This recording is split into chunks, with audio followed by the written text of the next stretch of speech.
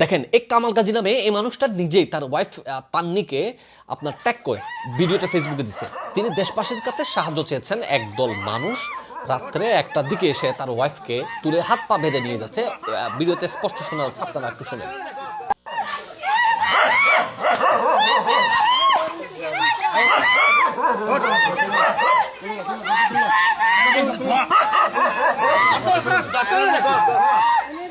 দেখছেন দেশের কি একটা অবস্থা।